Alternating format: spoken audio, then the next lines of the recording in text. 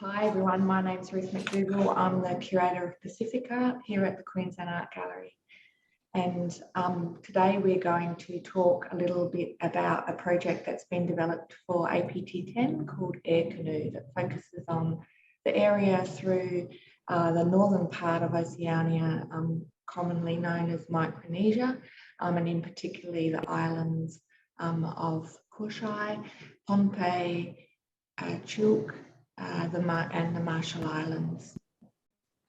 I'm really pleased to be able to introduce some great speakers who have been part of the project as it's developed. Our co-curator, Dr. Greg Dvorak, another co-curator, Dr. Emelihter, Kihleng, and Dr. Vicente Diaz, who has also very largely curated a part of the project as well.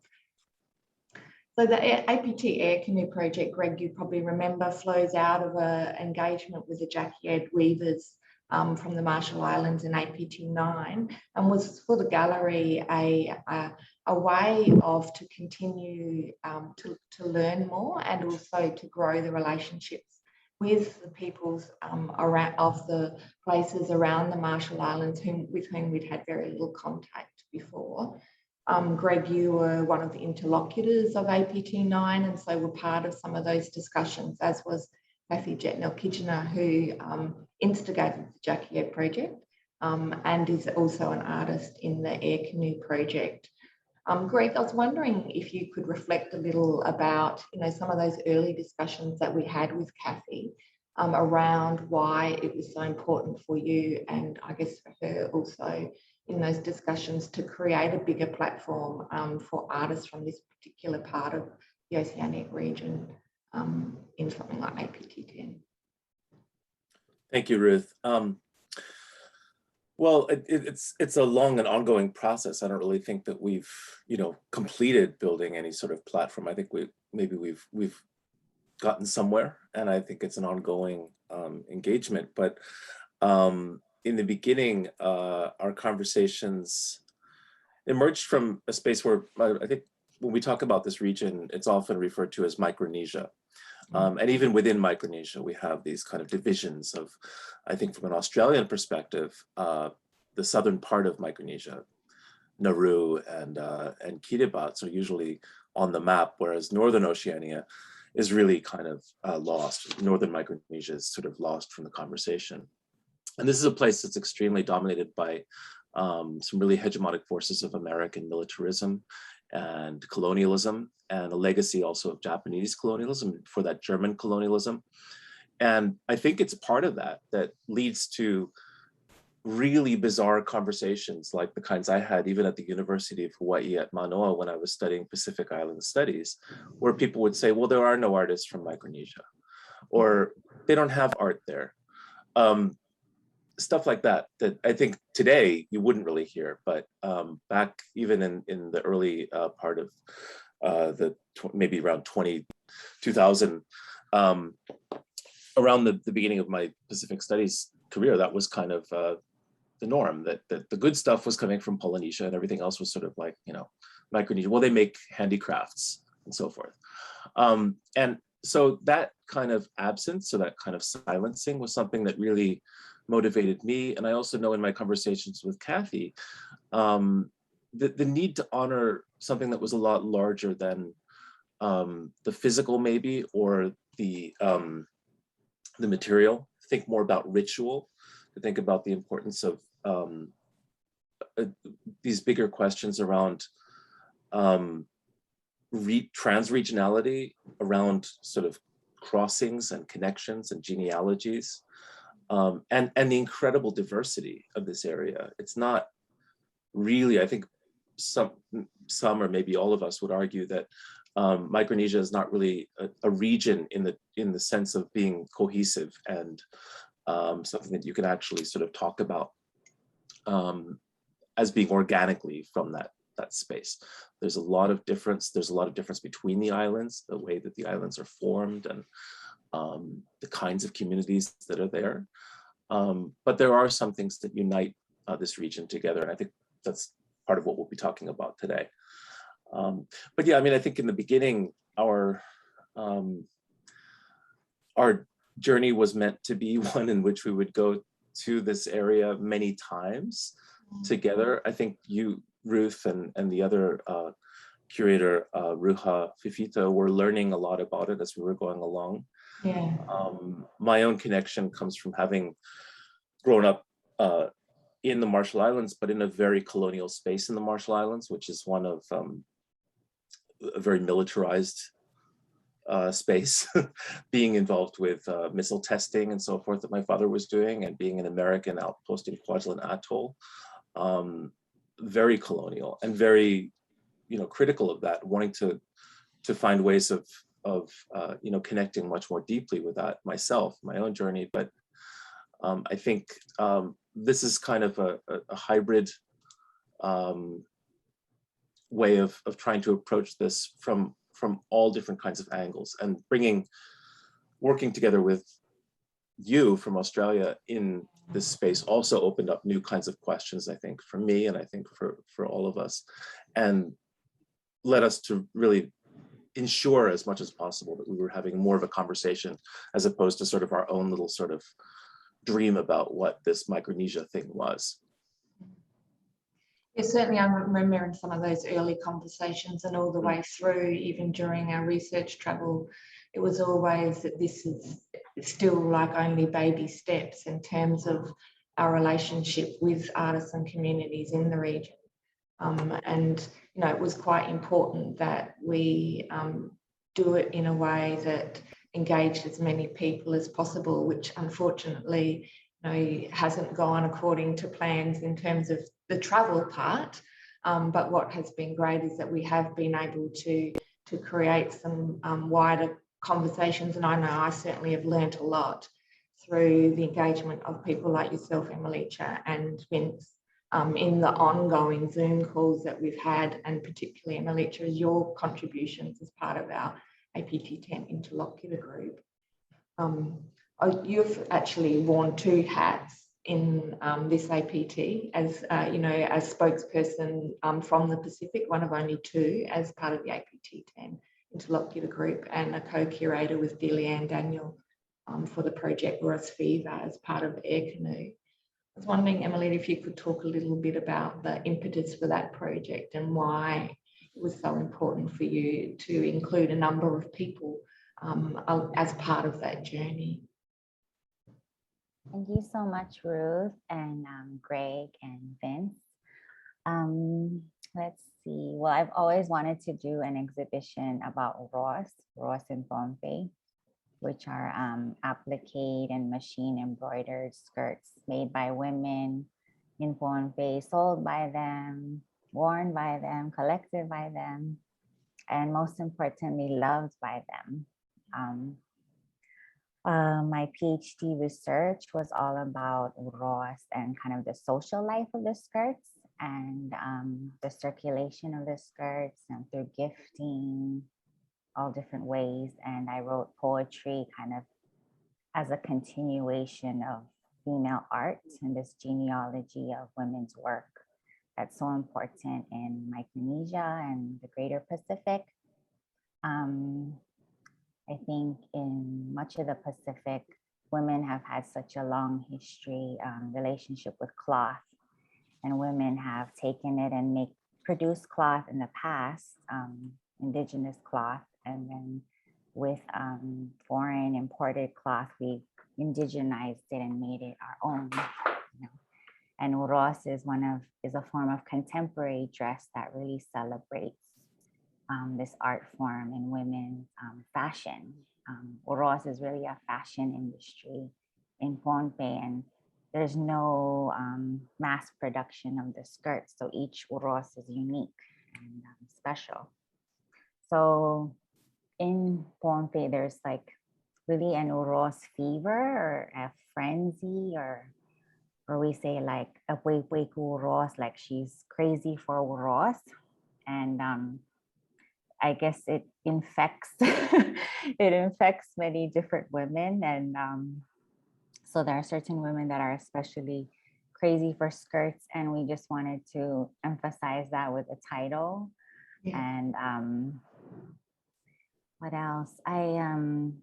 because of COVID's constraints, as you mentioned, talking to Greg, I couldn't go back to Pohnpei, and this kind of project, I think, is something you really need to go back for, to get, you know, the acquisitions and meet with the Sontete, the Uros makers, and order the skirts. And it really requires that face-to-face, because Uros are really actually quite hard to get these days, because of the high demand for them. So it really requires that face-to-face. So I got in touch with my friend Daniel, and she's from Kichi. She's actually teaches at the college. She teaches math. It was kind of funny. She teaches math, but she's working as a co-curator on a Uros project. But it just kind of shows you how any kind of person can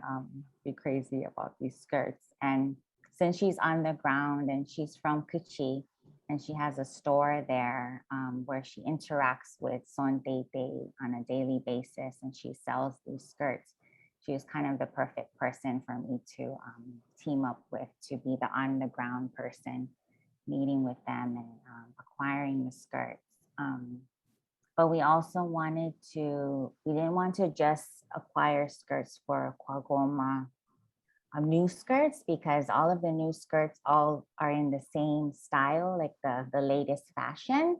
And we wanted to make sure that the evolution of the skirts was represented in the exhibition. So, and all the many different styles, which we couldn't represent fully because there's so many. But so in order to do that, we decided we would loan some of our own skirts for the exhibition. So I chose some of mine. Like I tried to choose like a variety of styles, and then Dilian did the same. And then another woman that I know who's quite famous in Pohnpei as a collector, or what I like to call Uros connoisseur.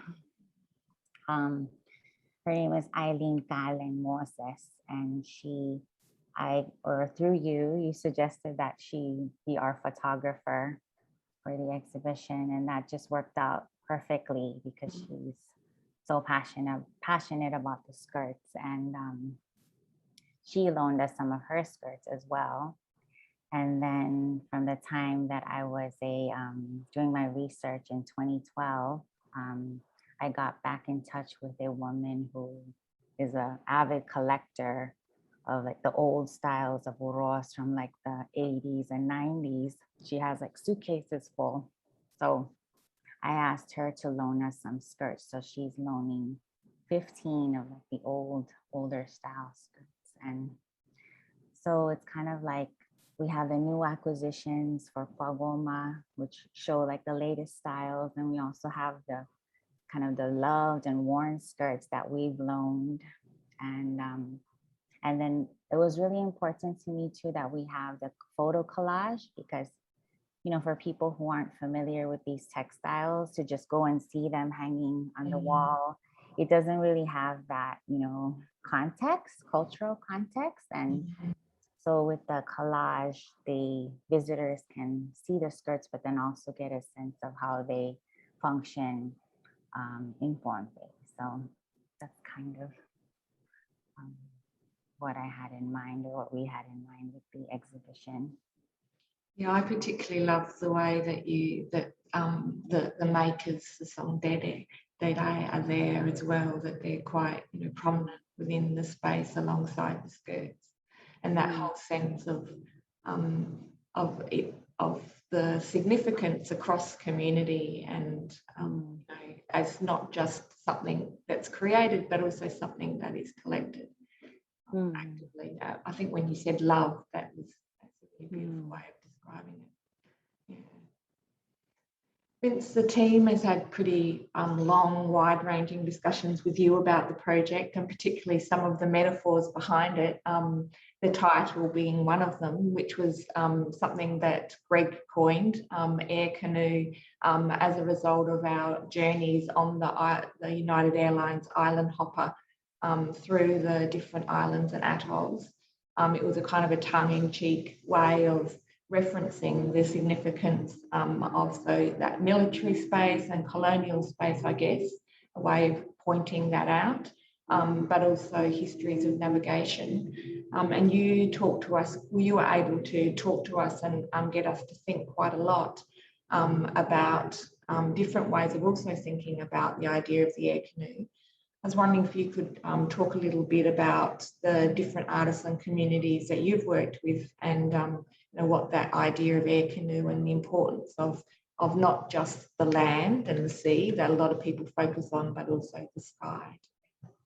So, out of the blue, my friend Greg contacted me and asked me if I'd be interested in this, and told me that the idea of Air Canoe, and that was just that hooked me from from the get-go.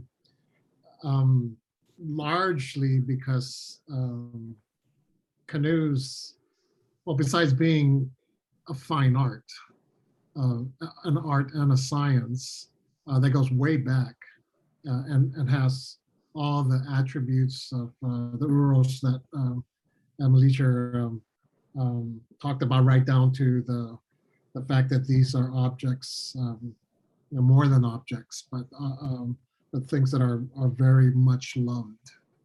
The canoes are also capacious. They aren't just figures of transportation. In many of the islands, the canoe is also a sentient being. And especially when the canoe is understood within the context of the larger distances, using stars, waves, clouds, you really begin to see that these valuable beings, in addition to being responsible for bringing us into existence, and we're talking about a huge region. Micronesia is almost double the size of the continental United States, and we're in the world of maritime history. We're sort of rock stars for the survival, the unabated survival of the art and science of outrigger canoe building and navigation, in the atolls in particular. And so the canoe just alone, it carries a lot of meaning, from what made our existence possible to being at the forefront of resurgence, cultural, political resurgence. And the fact that it's associated with a science, a marine science, also speaks directly to a lot of us about being something very compelling and substantive for how our futures are going to be. So the canoe, just in and of itself, carries a lot and covers a lot of ground, both figuratively, literally, but also metaphorically, and all kinds of other substances. But when you attach that to the air, there's something a little jarring there. It's actually a little more than tongue in cheek. And I love that because one of the things you learn when you immerse yourself in canoe culture is just how I don't want to say holistic, because that's such a stereotype cliche. But the fact of the matter is, if in the islands you can't talk about the water without talking about, or you can't talk about land without talking about water, and you can't talk about the people without talking about land and water, it's also true that you cannot talk about land and water and people without the sky, without stars, winds, waves, and immersing yourself in canoe culture puts that at the forefront. This profound interrelationality between land, water, sky, and peoplehood. The canoe sort of embodies that. Um, and and and for that reason, it becomes an expression of some of the finest skills and talents, aesthetics. So this is an art that's also a science, and it's also at the center of cosmology, spirituality. You cannot compartmentalize. The canoe refuses for you to continue to think in a compartmentalized way, in the way that Western sort of modern thinking has saddled us with. But islanders also built canoes that could fly. And so it isn't just an allusion to airplanes. It isn't just a tongue-in-cheek thing. And so I just really welcomed an art exhibit. For one, the attention that's going to come to us, where we're often elided and marginalized, even in Pacific studies of art, science, everything. Because I knew that it could be suggestive and evocative of a lot of things. The people and one of the biggest realities and concerns for us in Micronesia, for a huge place with small land bases, but again, in a place where you cannot so easily distinguish land from water, water from sky, sky from peoplehood, and the canoe sort of embodies that. This is also a place where, especially in the smallest islands, that's our sort of calling card, right? For better or for worse. A lot of us are leaving the islands. Push and pull factors, and so that the Micronesian diaspora is a huge one. But there's something very specific about it in the 20th and 21st century. A lot of it has to do with colonialism, but it's also important to remember that, and as the canoe teaches us, we've been traveling for a long time and far and wide. So we descend from travelers.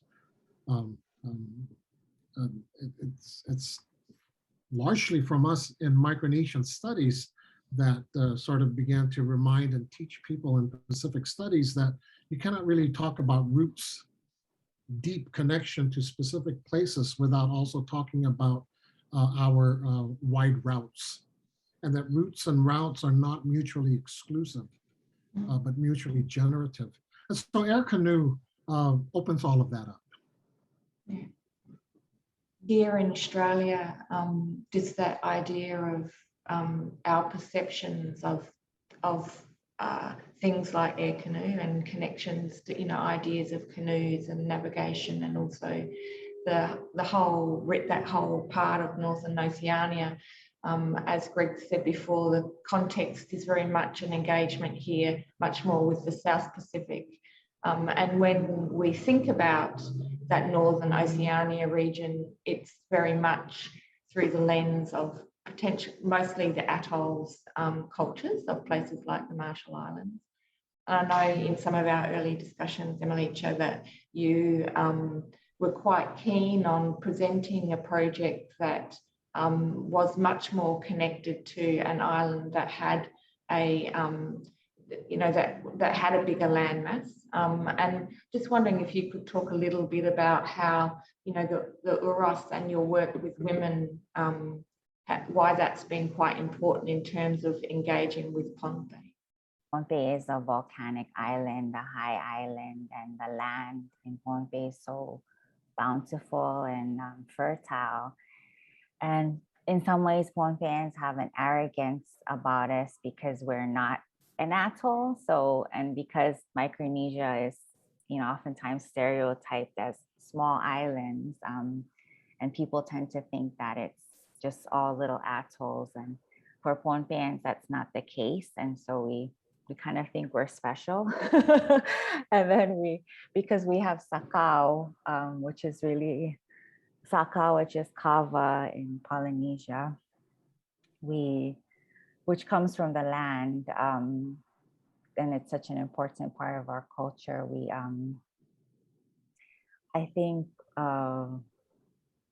we tend to like to think of ourselves as very different from people from atolls, which, reflects the diversity of the region. And I also, in my PhD thesis, I talk about how Oroas are kind of are becoming like the Sakau of women, because in Pohnpei, Sakau has been traditionally associated with men and the chiefly system, because Pohnpei is very hierarchical, and there's a Namarki system. So each chiefdom has a Namarki and a Nanken, and that's still very strong today. It functions alongside this kind of American imposed government. And in my thesis, I write about how Ros in some ways have become like Sakau for women, because it's such an important textile, and because it's really, it's an economic force in the FSM and in Pohnpei, but it's oftentimes unrecognized. And women oftentimes use Ros now within the chiefly system to kind of gift, and people are strategic about the way they gift skirts, and it's quite fascinating, really. But Uros are, one woman who I interviewed said that Uros Huya Sorenli, and that means that Uros are like Pohnpeian women's identity, and they're really a symbol of Pohnpeian womanhood. And they're kasampuan, very important. And as I mentioned earlier, they're part of a genealogy of women's work in Pohnpei, and much of Micronesia are matrilineal societies. So, descent is earned through women. Your clan membership and your family, the descent is through women. So women have always been very powerful in Pohnpei and in many other islands in Micronesia. And I think that also speaks to the power that women have through producing textiles like uros, where many women are sustaining their families through the production of these skirts. And that's, in many ways, that's unrecognized in today's economy in Pohnpei, even though it's really a driving force for women. There is a uros economy that functions on the island, and that gets distributed to other parts of Micronesia and the diaspora. And actually, my first collection of poetry is titled My Uros. So, and I wrote this collection way before I decided to do my thesis or my PhD about uros. So I thought I would read like one of the first poems that I ever wrote about uros. So, My Uros for Nono. My uros is an Ismas feast with over 100 uros hanging from the rafters of the nas, swaying in the breeze. Akamatupong kausap, as women marateso the solpeiti. It shines on brown skin, fragrant with coconut and seiran wine. My uros is alien Pohnpei, dancing and singing in a nasino after winning a yam competition, the envy of the entire way. Aseo kala for Likant, inviting her to lunch at Joy. My uros is a limesa katil, a weaver of popo and kasimpuel. She has 13 children, 39 grandchildren, and 4 great-grandchildren. Amaramar of sacred pompe, white sampaquita, and red hibiscus. My uros is amela, the body covered in jay, women with their little towels bent over the deceased as they maye. A kiyam of mai, puig, and kreb, taken home after a feast to be devoured by family. My uros is ni, daughter of the Lianwai, and Olenano, Ayeros, walking slowly. So this poem, it really speaks to kind of, I'm using uros as a metaphor for the Dogon or women's work, and Chiak and Sap, or the custom of the land in Pohnpei. There's this whole tribute system in Pohnpei that goes with the chiefly system, and I'm kind of equating women's function and work in that Chiak to uros. And it just kind of shows the power that the skirts have and the circulation, and how Mengen Penli, or women's handiwork, really functions throughout Pohnpeian society on like every level. And that's why it was so important to me to have uros represented in this exhibition. So, alangan. Has been, as Greg said at the beginning, it was quite important to not just focus on the material objects, but also the strength of the intangible, I guess, more intangible forms of expression that are so strong throughout this region. And certainly poetry is something, even Vince's discussion of the canoe are so poetic, has been such a strong part of the project all the way through. And Vince, one of the things that we have been so inspired by are some of your discussions around, and your passion actually, and the way, the poetics with which you talk about Pafu, which is one of the projects that you've contributed enormously to for this exhibit. And it has become a way, it has influenced or inspired the way that the space is actually being designed for the project. I was wondering if you could share a little bit about what Pafu actually is, and the range of teams and communities that you've worked with for this project. Yeah, well, I should make clear that the Pafu is something that is practiced, as I understand it, and as I've been taught through the relations I have with canoe houses from Poloat Atoll in the Central Caroline Islands. Well, Pohnpei is in the Eastern Carolines, and my lineage is also Pohnpei.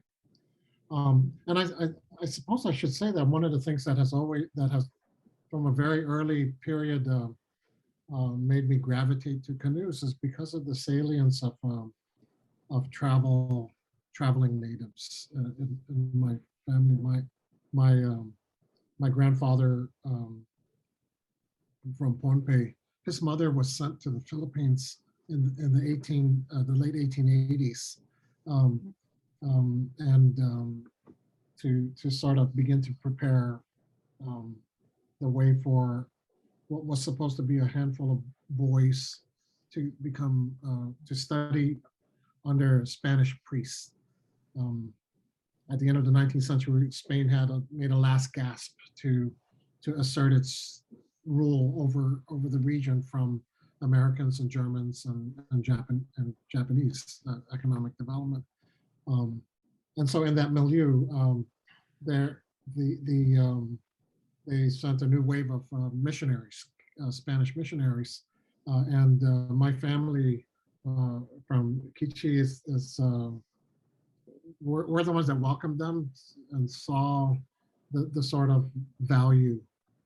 I've written about the history of missions in the Marianas and in Micronesia, and often think about Christianity as a kind of canoe as well, and colonialism as a kind of canoe. It gave new means for travel, like the airplane.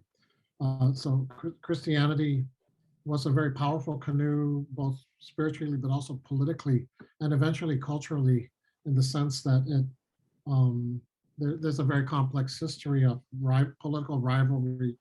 Emelihter talked about a hierarchy of paramount chiefs and clans, and that's very much the case. But Catholicism, through the Spanish and education in the Philippines, was one of the ways that one group of Pohnpeians thought they could counter the same kinds of the kinds of new power consolidation that their rivals were developing through alliances with American missionaries, Protestant missionaries from Hawaii, and that side of the family would even send kids to Honolulu or at least one kid to Honolulu to learn to become literate and all of the stakes that's involved in that. So you know, I'm no poet, but I'm actually working on a book called My Canoe. I'm not going to read from it, but it's a story of how the canoe figures at different points in Micronesian history, in relation, in all sorts of relations to other vessels of mobility, whaling ships, missionary ships, warships, and then later airplanes, and etc. And in the 21st century, trying to take stock of this complex relationship between fierce peoplehood anchored on islands with long, deep traditions that are also adapting to things that are coming from the outside, that are also offering them a ride to someplace else and to other discourses that are used to consolidate their claims to specific places.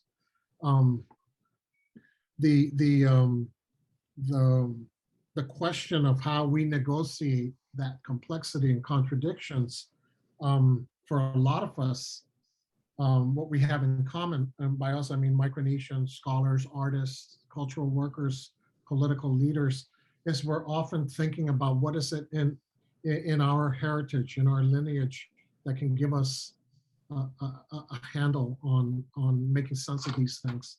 And that's what the canoe has long become for me. Pafu was something that I've been drawn to. Pafu means to count, to learn and count the stars. And by this, it means learning which stars are used for navigational purposes. It's really quite simple. On a mat or even on the sand, you get rocks or pebbles or shells, and you line them up. You create a big circle around a big circle, and on the right side of the circle are the shells or stones represent rising constellations, and on the left side of the circle is the same stars where they set. So the rising stars and the setting stars. And this is a really simple device that's used for teaching children and foreigners how people begin to learn which stars are useful for pointing in the direction of other places. The stars are also not just for directional purposes, but also for, the big word is horology, for telling time. And so it's a kind of timepiece. It's a map, but also a way of learning which stars are associated with seasons, for planting, for sailing, for all sorts of stuff. So Pafu is a fundamental part of beginning to learn how to navigate, where to go using stars. And this is just a very entry level thing. The Pafu mat has sort of come to the fore in a moment, really in about 2 or 3 decades where folks around the wider Pacific have been revitalizing their seafaring traditions. The Polynesians are most popularly known, but a lot of that was premised on knowledge that was preserved and practiced unabated in the atolls, beginning with how do you use stars for navigational purposes. So it was important to go to that. It's also really pretty. A fine mat with stars, shells laid in a circle, just kind of just something attractive to that. In the middle of that is either an island or a canoe. So this represents the rising and setting points of stars all the way around you, and meaningful places, all those markers point to. So, but when you start learning about the knowledge of stars, and this goes back to this interrelationship between land, water, sky, people, that canoe culture requires actually, or expresses, you begin to see that you learn very quickly also that in the same way that stars mark direction and time, they also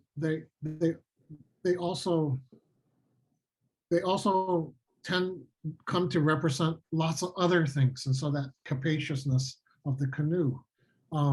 So for example, and in the short video that we produced, Pafu Stories, you find out that stars are related to waves, which is true. Blind navigators, for example, there are blind navigators, and they can navigate, they know where they are, and because they can feel the ocean, the waves, the particular rocking and rolling and pitching and sounds that different sets of swells make. But those different sets of swells are associated with different rising stars and setting. So if you know your waves, you know your stars. Or put another way, your stars also have proxies on the ocean. Another thing that kind of gets to this capaciousness of stars is if you're, for example, in Polowat and you're looking at the rising Altair, Mila, which is just due east of Polowat, the Chuk Lagoon is there, and then further on would be Pohnpei, and then the Marshall Islands. And so all the known lands on that vector, in that direction from where you are also known as sibling entities under that star. And so you could conceivably create a system of kinship with anybody around the world under that lie in the direction of a star from where you are. This is another example of how one of our own homegrown traditions that have to do with navigation can serve us really well in terms of not only learning how to move and but developing relations with people who we find beyond the horizon. And that's actually one of the things we're doing with the revitalization of star knowledge for Micronesians in the diaspora. The PAFU map that we're talking about, I thought that it would be meaningful to commission the mat to be made either by a Chuukese community that lives, a very robust Chuukese community that lives here in about 3 hours in western rural Minnesota. But there's also another robust community of folks from Polowat and Oahu, in a small town called Wahiawa in Oahu. And I ended up going to them because they also belong through their matrilineage to a canoe house that I sort of I'm also a member of anthropologists call this fictive kinship. The fact is that fictive doesn't really cut it. Though I have lineage to the Eastern Carolines, we also know that long before missionaries and whalers came, that people have been traveling all around the place, from the Marshalls all the way to the western side of Micronesia. So we commissioned the mat and the model canoe to come from the Polowat community of Wahiwa, and the leader of that community is a guy named Celestino Amalu, who also is someone who he's like a brother. Been working with him for almost 3 decades now, and he's very knowledgeable about seafaring, but he's also just incredibly articulate. And he's the first in this island to go to college, and he's always said that leaving Polowat to go, in this instance, to go to college, or now living in Wahiwa, was never different from growing up in Polowat, because folks from Polowat always understood themselves to be traveling, and that's how they reckon their deep identity to Polowat, is because they're the travelers. In fact, that the term that folks from the Central Carolines used to refer to themselves as Rematau, the people of the sea, to sort of distinguish themselves from those of us who come from high islands. So the Pafu mat is commissioned, and true to what Emelihter was saying, the women wove the mat, the guys built the model canoe. There's a lot of people say that canoe is a man's thing, but I think that's a woeful misunderstanding of how much more interdependent and complicated is the system. Greg, you've guided us on a very amazing journey over the last 3 years. And I know that our aspirations for the project were to have a much more collaborative structure. I was wondering if you could reflect a little about some of the other exhibits that are in the show and the relationships that we were able to very briefly make with artists on our research travel, to provide a little bit of a sense of, where do you think these kinds of projects still need to go, and what would be helpful in terms of our ongoing desire to keep on connecting to this part of the Oceania. I think it's, actually, by the very nature of the time that we find ourselves in, and I think that needs to be named. This is a global pandemic in which we ourselves, as the people who are helping to coordinate and make these connections that have already been there more visible, right? We're in a very privileged place between Australia, between where I sit in Japan, the Vince in the United States. Emelihter is also, I believe in Guam. We're not really as affected in some ways as the people that are in those islands, who have very successfully managed to close their borders and keep out COVID-19. But at the same time, while all of us have been affected by this, I think this has really kind of made it impossible for us to have that FaceTime connection with people and to really connect in the way that we really need to do a project like this. And I think that we really need to say that it's not, Zoom isn't enough when you can go to places and talk to them for hours and hours and hours and hours. As I listen to Vince, I'm reminded of the importance of storytelling and the details and the angles and the relationships and the relationalities that need to be honored and addressed and explored. So at the time of this conversation, I haven't even really seen the exhibition, very specifically because I can't go to Australia, but the artists themselves haven't been able to be there as well. And that's a really sad thing. And I think that, so I want to answer your question in two ways, Ruth. Is saying on one hand that it's important we consider this kind of, workshopped, engaged kind of process of curatorial and artistic conversation that is an ongoing process, and how we can keep improving that. But I think at the same time, we've been through a remarkable and unprecedented kind of time doing this and learning through these kinds of, and on one level, we've had these more intimate conversations, maybe between each other and also the different artists and people that we could talk to through Zoom. But at the same time, I should point out that Koshai, which is a very important part of our exhibition through the Rookie Boys singing and their collective, what could we call a community sort of a gathering and an artistic creativity are kind of, they haven't been as involved as much as they should be in the conversation. And that's simply because internet on Koshai is almost impossible to get, except very small, limited places and places where you can get online. And so our original vision of having people together for an extended workshop of possibly 2 weeks or more, where all of these little things would happen on the side and people would connect, is something that wasn't possible because of COVID-19. And as much as we tried, there's a lot of things that just really cannot happen.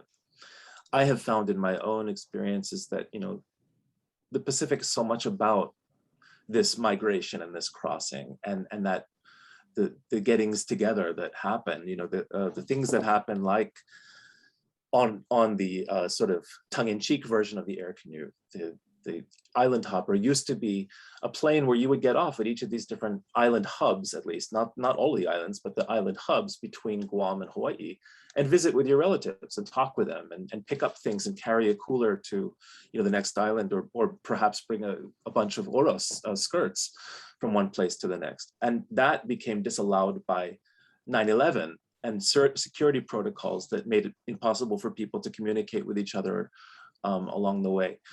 But COVID-19 has completely made the planes not stop at certain islands, and you can't have these kinds of connections at all. So I just wanted to kind of point out that,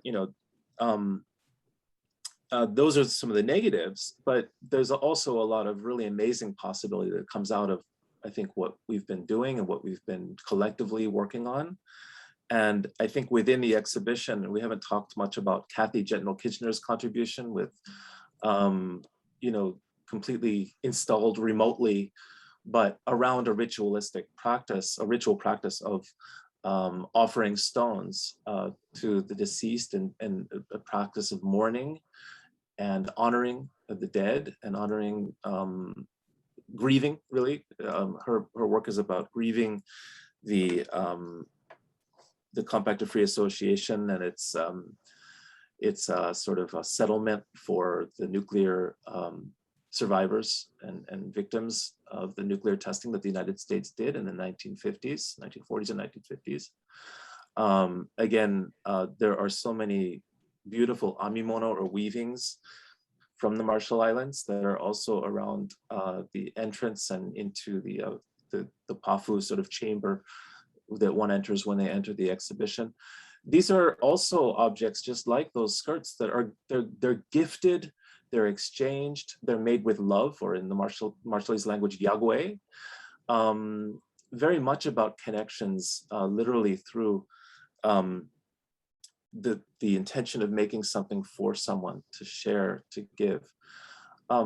There's this kind of connectedness between people is something that would be activated really powerfully if we could have done this in person. And I hope that there will be follow-ups for the Air Canoe, that we will actually go back, and that at the very least, these artists will be able to get together with each other and exchange and have richer conversations that are sparked in some small way by what we've done.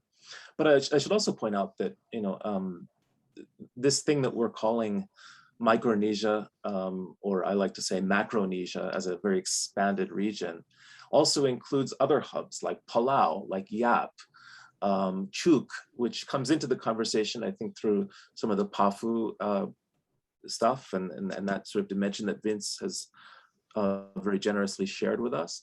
But I think that requires another complete, journey forward and conversation and workshops with people in Palau. Again, amazing artists all throughout this whole area, and incredible diversity and distance. Not insurmountable distance, but distance that can be bridged through these kinds of exchanges and these kinds of conversations. So I guess I just want to say again, it's about one thing that we talked about in the beginning of conceiving this was about waves and wavelengths, about different kinds of energy.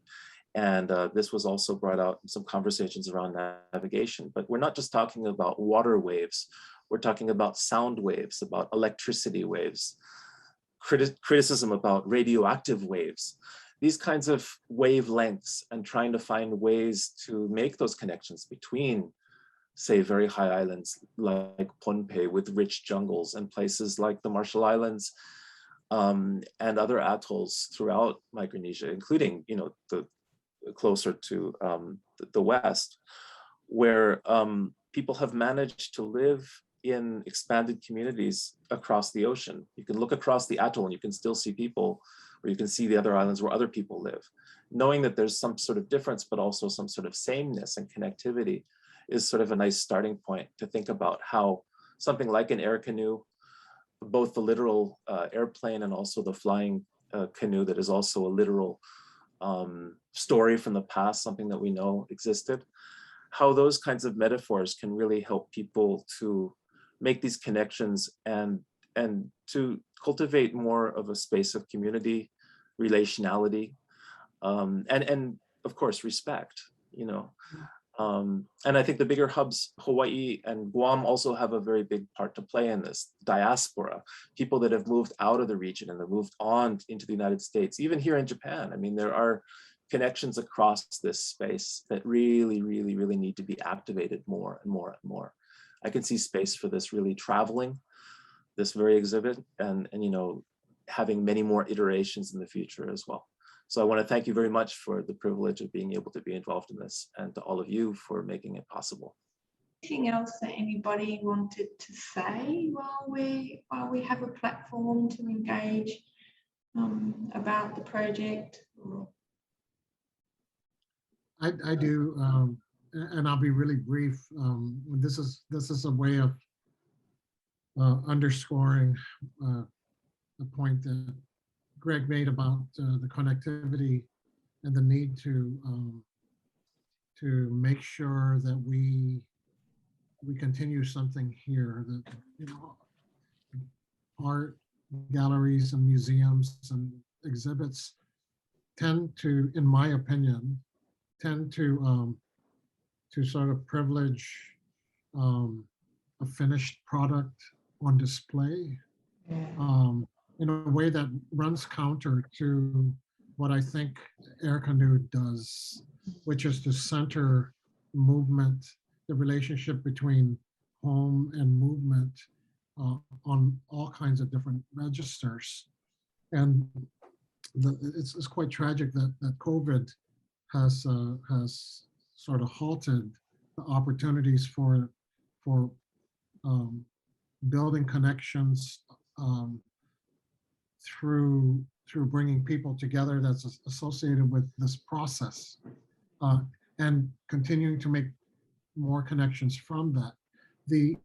I didn't even mention that the second part of the PAFU installation is an exploration of virtual reality and digital space. So as a whole new world where people are expanding and also contracting, and I think the takeaway here is if there's a way, I guess I wanted to underscore and emphasize, if there's a way where we can more than compensate for that halting, and try to figure out some kind of process where we can bring the artists together specifically to talk about these points of interconnectivities and that the process engendered, Yeah. you know, because that's ultimately that's what's driving the exploration and virtual. All those folks in Hawaii, all those folks in Minnesota from Chirp and Polowat, they're connected with each other on Facebook every day. Yeah. And there's something sort of acting against the grain when we privilege a static exhibit that, you know, supposedly it's done. That just really just doesn't, that just goes against the sort of long and expansive and complex comings and goings that is Micronesia. Yeah. Definitely. I think Air Canoe, one of the things that attracted me to it was that it was unsettling a lot of the presumptions about this obscure region up there in the Pacific with little islands. Yeah. We don't, none of us live in little islands. You know, the canoe culture works at different scales. Our islands include the cosmos. Like Minnesota's just a little farther.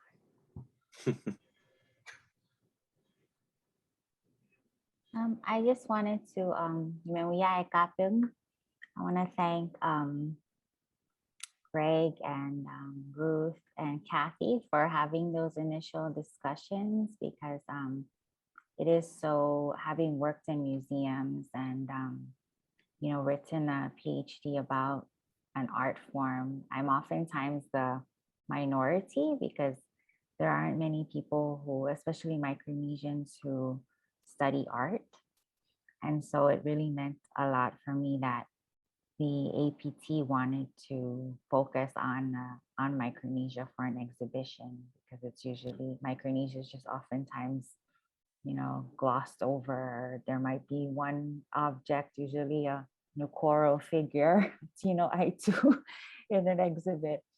And so it's just, thank you for making space for us. And I was also just thinking in terms of climate change and how I think this exhibition in many ways kind of, I like that it's not focused on climate change, because not that climate change isn't urgent or important, but when people think of Micronesia, that's kind of what they think about, climate change. And Micronesia is so much more than just climate change and atolls disappearing. And I think this exhibit will expand people's ideas of what is Micronesia. And it's so much more than just climate change. And I hope, and I know that our intention is that these conversations this is the beginning, and that we hope that, you know, that this is the seeds really that we will nurture, and so that we can keep conversations going and keep growing. And thank you, all of you, Greg and Emelihter and Vince, for coming on the journey with us and for being such great guides.